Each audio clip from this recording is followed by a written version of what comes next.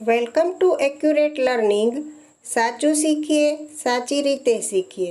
कक्षा 8वीं हिंदी प्रथम सत्र इकाई 2 ईदगाह अभ्यास और स्वाध्याय का संपूर्ण सॉल्यूशन. इकाई 2 ईदगाह. लेखक प्रेमचंद. साहित्य स्वरूप कहानी. अभ्यास. प्रश्न 1. प्रश्नों के उत्तर दीजिए. पहला, हामिद ने चिमटा ही क्यों खरीदा? हामिद ने लोहे की दुकान पर चिमटा देखा तो उसे ख्याल आया कि दादी के पास चिमटा नहीं है. तवे से रोटियां उतारते समय उसकी उंगलियां जल जाती है. चिमटा होने पर उसकी उंगलियां नहीं जलेगी और घर में एक काम की चीज़ भी हो जाएगी. ऐसा सोचकर हामिद ने चिमटा ही खरीदा. दूसरा, चिमटा खरीदने के लिए हामिद कौन से कारण बताता है? हामिद ने अपने दोस्तों को बड़े गर्व से बताया कि चिमटा सबसे अच्छा खिलौना है. इसे जमीन पर पटको फिर भी टूटता नहीं है. इसे कंधे पर रखे तो यह बंदूक हो जाएगा. हाथ में लेने पर फकीरों का चिमटा हो जाएगा. चिमटे से मंजीरे का काम भी किया जा सकता है. हामिद ने कहा, मेरा चिमटा तो बहादुर शेर है. यदि मैं एक चिमटा जमा दूं तो सभी खिलौनों की जान निकल जाए. वह आग, पानी में, आंधी तूफान में बराबर डटा रहेगा. तीसरा, बुढ़ी अम्मा का क्रोध स्नेह में क्यों बदल गया? हामिद के चिमटा लेने पर अम्मा को हामिद की नासमझी पर क्रोध आया. फिर हामिद ने दादी से कहा कि रोटियां पकाते समय तुम्हारी उंगलियां जल जाती थी, इसलिए मैंने चिमटा खरीदा है. यह सुनकर बुढ़ी अम्मा का क्रोध स्नेह में बदल गया. चौथा, अब आप चिमटे के प्रयोग की तरह रुमाल के विविध प्रयोग बताइए. रुमाल से हम टोपी, तकिया, फूल जैसी चीजें बना सकते हैं. रुमाल का हम चाबुक की तरह किसी को डराने या मारने के लिए उपयोग कर सकते हैं.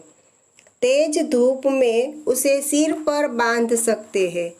थैली न हो तो शाक सब्जी आदि बांधने के काम आ सकता है. रुमाल का उपयोग हाथ, मुंह और पसीना पोंछने में किया जाता है.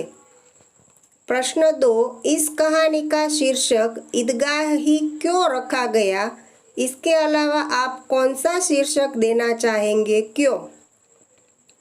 उस दिन ईद का त्योहार है.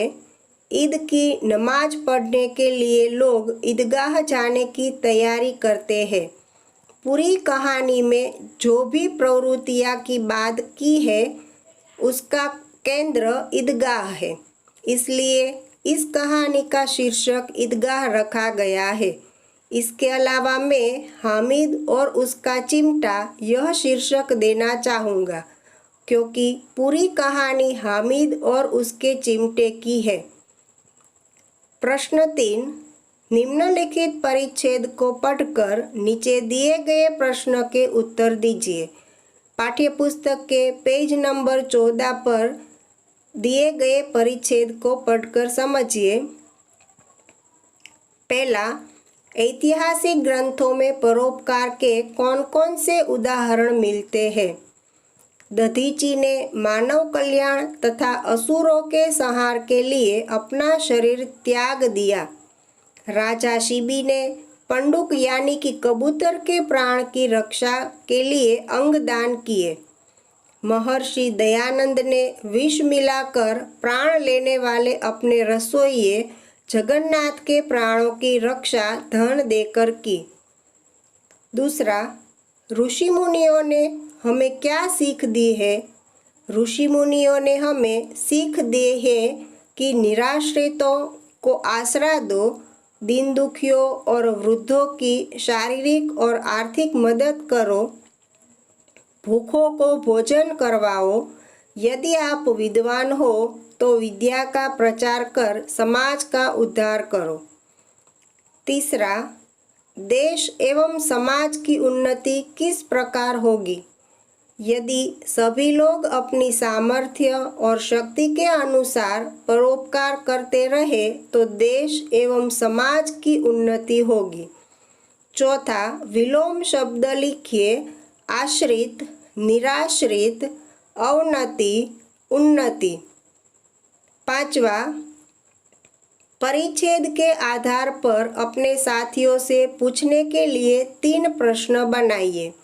पहला, संत महात्मा ने किसके बिना मनुष्य जीवन को सार्थक नहीं माना?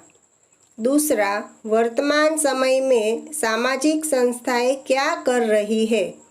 तीसरा, पंडुक का अर्थ क्या होता है? छठा, इस परिच्छेद को उचित शीर्षक दीजिए। शीर्षक, परोपकार और परोपकार का महत्व। प्रश्न 4, तुम भी हामिद की तरह किसी न किसी मेले में गए होगे। वहां तुमने क्या क्या खरीदा और क्यों? पवित्र श्रावण मास की अमावस के दिन हमारे यहाँ नकलंग महादेव का मंदिर है, वहाँ मेला लगता है। मैं अपने दोस्तों के साथ उस मेले में गया था। मेले में तरह तरह की चीज़ों की दुकानें थी। लकड़ी के हाथी लटके हुए हो ऐसी एक चरखी, एक बहुत बड़ा हिंडोला था। खिलौनों की कई सारी दुकानें थी। हम सब चरखी और हिंडोले में बैठे और बहुत मज़ा किया। मैंने मेले में से एक बहुत बड़ी बंदूक खरीदी क्योंकि मैं बड़ा होकर सैनिक बनना चाहता हूँ, इसलिए मुझे बंदूक से खेलना अच्छा लगता है। मेरी छोटी बहन को गुड़ियों से खेलना बहुत पसंद है, इसलिए मैंने उसके लिए एक गुड़िया खरीदी।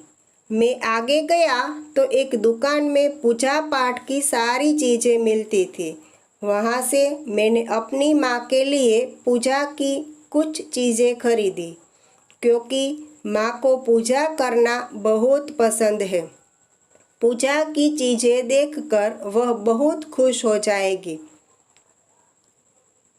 प्रश्न 5, यदि तुम्हें मेले से अपनी दादी के लिए कुछ खरीदना हो तो क्या खरीदोगे और क्यों? मेरी दादी अपने फुर्सत के समय में सिलाई और एम्ब्रॉयडरी का काम करती रहती है। उसकी आंखें थोड़ी कमज़ोर है, इसलिए दादी को सुई में धागा पिरोने में बहुत दिक्कत होती है। सुई में धागा पिरोने के लिए एक छोटा सा साधन बाजार में मिलता है। उसके उपयोग से कोई भी व्यक्ति आसानी से सुई में धागा पिरो सकता है। मैं मेले में से मेरी दादी के लिए ऐसा एक साधन खरीदूंगा। यह देखकर वह बड़ी खुश हो जाएगी। स्वाध्याय प्रश्न 1, प्रश्नों के उत्तर लिखिए। पहला, रोजे के दिन मुसलमान क्या करते हैं? रोजे के दिन मुसलमान सूर्योदय से सूर्यास्त तक कुछ भी खाते पीते नहीं है, पूरा दिन उपवास करते हैं। दूसरा, रमज़ान ईद के दिन मुसलमान लोग कहाँ जाते हैं? रमज़ान ईद के दिन मुसलमान लोग नमाज पढ़ने के लिए ईदगाह जाते हैं। तीसरा, दुकानों में कौन कौन से खिलौने मिल रहे थे? दुकानों में सिपाही, गुजरिया, राजा, वकील, भिश्ती, धोबिन आदि मिट्टी के खिलौने मिल रहे थे। प्रश्न 2, पेंसिल में लिखित शब्दों के समानार्थी और विरोधी शब्द लिखिए। शीतल समानार्थी ठंडा, विरोधी उष्ण। प्रसन्न समानार्थी खुश, विरोधी नाखुश।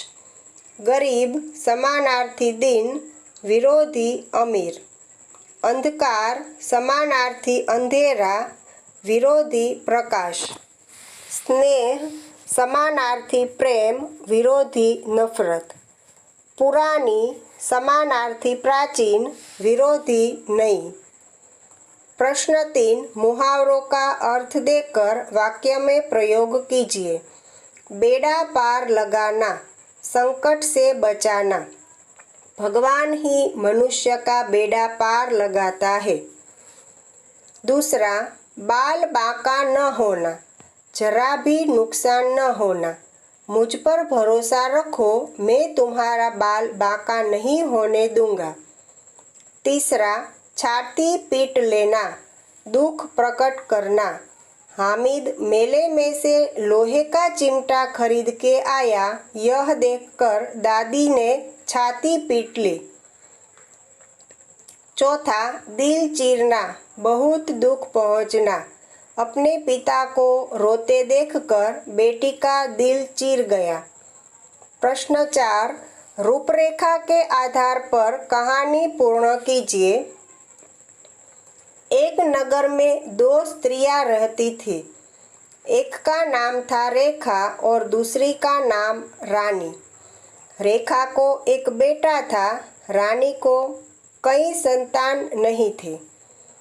एक बार रेखा अपने बच्चे को घर में सुलाकर पानी भरने गई।